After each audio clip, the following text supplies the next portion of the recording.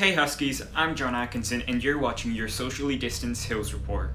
I'm Justin, and we're here once again to give you your news and announcements.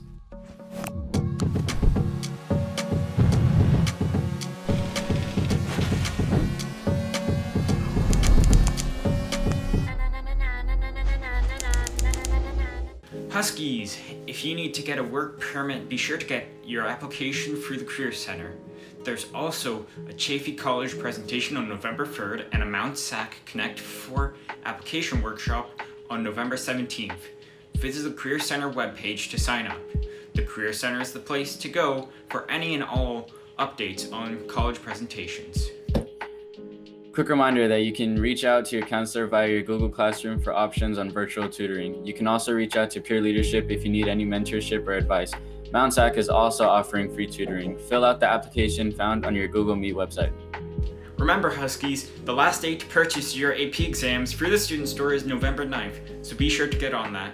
Information can be found on the Student Store. Students, if you're looking to join Mindfulness Club, a club focused on helping students deal with stress and be present in the moment, you can join the Remind by texting at MELORI to 81010. And you can join the Google Classroom using the code WEPUXDL. We have a meeting coming up November 2nd. Now, with further ado, let's get into our first segment. Hi, Huskies. Welcome back to another teacher interview. Today we'll be interviewing Miss Ziegler. So, Ms. Ziegler, how long have you been working at the school? I've been working at Chino Hills High for 10 years. Right now I'm in distance learning. I've been in Chino Unified School District for 37 years, and this is my 39th and last year teaching. What's your favorite part about teaching at the school? Well, the best part about teaching for me is inspiring young people to find their future, their interests, their passions, and what they were put on this earth to do to make a difference in the world.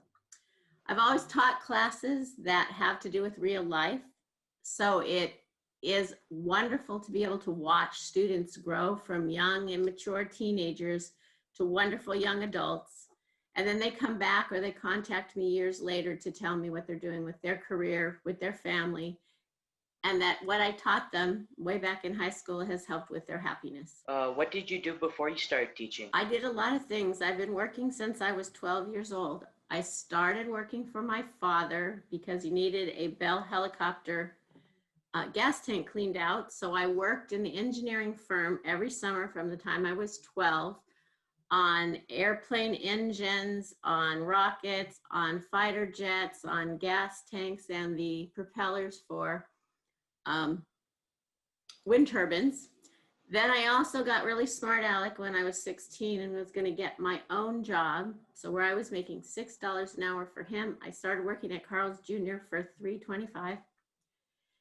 Then when I went to college, I always had to have 3 jobs. So in high school, I taught baton lessons also for Parks and Recreation. I also babysat and I sewed costumes for the costume company, which is still in Upland, and our school uses them to rent costumes from. Then when I went to college, I had to get a job in fast food because there was no engineering. I worked in fast food at Taco Bell. I ran the dining room at the school. I worked for a catering company. I worked for a fabric and craft company. I worked in a preschool on campus, and I also tutored and babysat professors' children. It was always finding the next thing. And then as I got to work with high schoolers, I worked as judges on competitions and things like that. So I had lots of jobs in my life, which has given me great perspective on what things people can do in the future. Now, if you had any advice for students that are looking to start off their resume or looking to get a job, what would that advice be? First, figuring out what you'd like to do, that you do it every day, even if nobody paid you, and then find a place that will pay you and you'll do so well. So let's say you want to be a salesperson in the future, or you want to be a nurse in the future.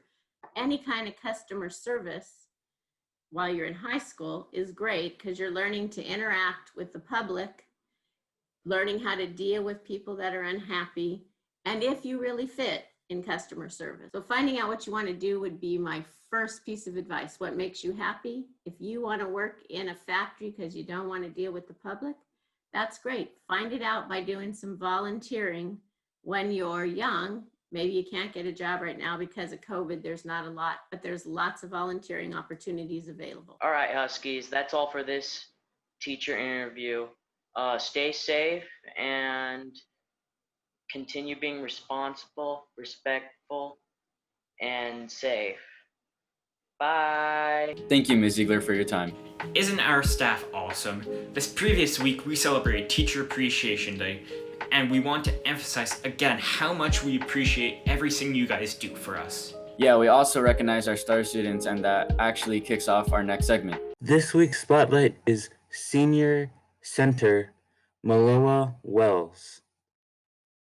His favorite workout is the hill sprint. His favorite memory was when the team rode home after beating Mayfair in the playoffs. His favorite hobby is working out. His favorite TV show is The Last Chance U. His dream college is UCLA. His pregame ritual is to bump music on the big speaker in the locker room and get jiggy. Once again, we'd like to thank the athletic department for all they do. It sure is a bummer that sports got delayed for these fires, but at least everyone's staying safe.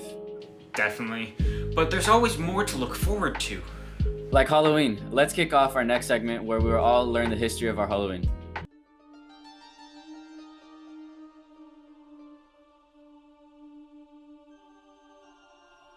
Halloween's origins dates back to the ancient Celtic festival of Samhain. The Celts celebrated the New Year on November 1st and believed on the night before their first New Year, the boundary between the worlds of the living and the dead became blurred. So on the night of October 31st, the Celts celebrated Samhain, when it was believed that the ghosts of the dead returned to the earth. In order to celebrate this event, they burned sacred bonfires where people gathered to burn crops and animals to the Celtic deities.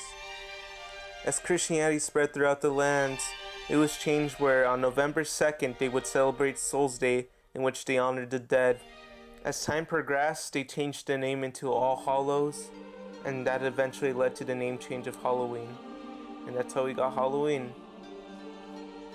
As Halloween started to become more adopted, a new European tradition was made in which people began to dress up in costumes and go to houses to ask for money or food. This practice later became trick-or-treat. During this time, young women were believed to be able to see their future husband through doing tricks with yarn. The practice of decorating jack-o'-lanterns originated in Ireland, in which large turnips and potatoes were used instead of the traditional pumpkins. The name jack-o'-lantern comes from a man named Stingy Jack. Stingy Jack made the devil turn into a coin to avoid pain, but instead had other plans and kept them as a coin by placing a cross near the coin. When the devil returned, Jack convinced the devil to go up to a tree, in which he then carved the cross at the tree to prevent the devil from coming down. Jack then died shortly after. Heaven and hell did not collect his soul, and the devil instead made him wander around with a carved turnip that was lit up by a charcoal. That's how the name Jack-o'-lantern was born. I couldn't be more excited for Halloween this year. That makes two of us. Anyways, Huskies, that wraps it up for this week's Hills Report. Make sure to subscribe down below and turn on your notification bell for more weekly uploads. Most importantly, make sure to be safe, respectful, and responsible. And as always, Huskies, let's stay #HuskyStrong.